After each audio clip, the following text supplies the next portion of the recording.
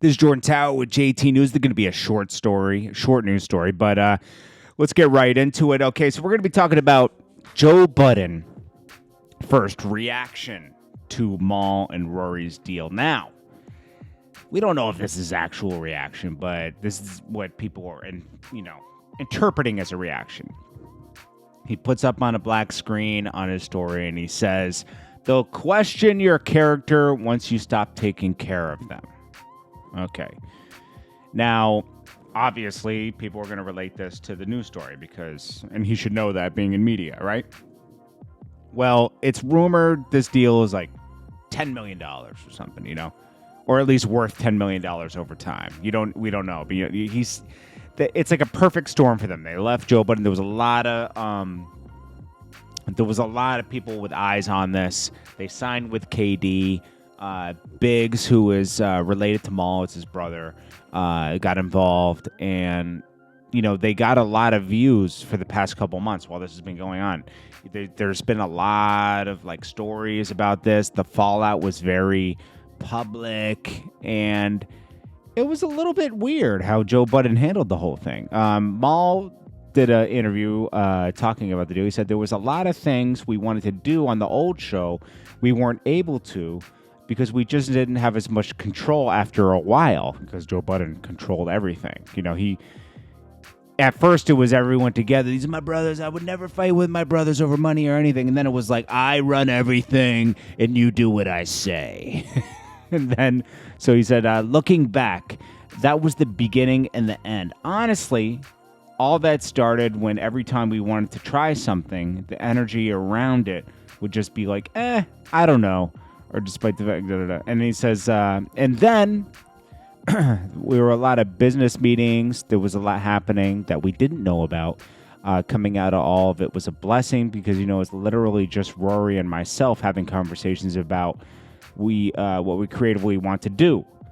Stuff that before we couldn't see in the light of day because there are energy around us and blah blah blah. Yeah, they're free now, basically. Well, hey, Joe Budden should have kept his word and kept them all included.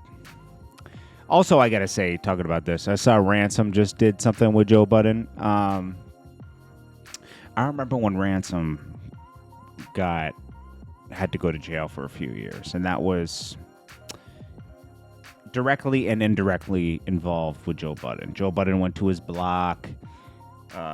Ransom came outside. I guess a weapon was let off in the air, and then the cops went right to Ransom's crib for some reason and found a weapon.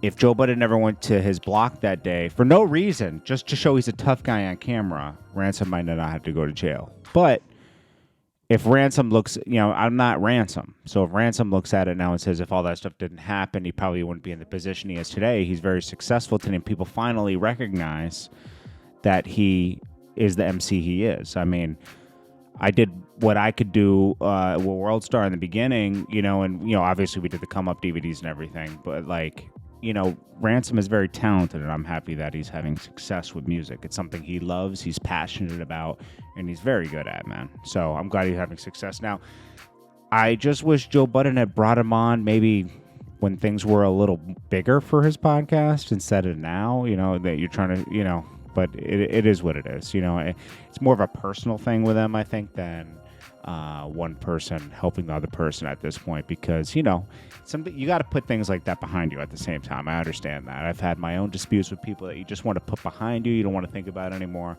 You put it to rest, and they did it. They did that already, but, this is like a public way of doing it. Here's the debate. Jim Jones is going around saying he got ACG boots hot, which is a complete lie, okay?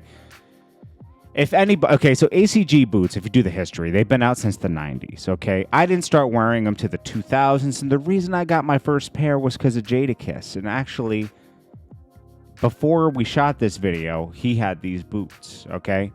But he put them in, I'll say Swiss Beats put them in the hook of a song he did, and, I shot the video.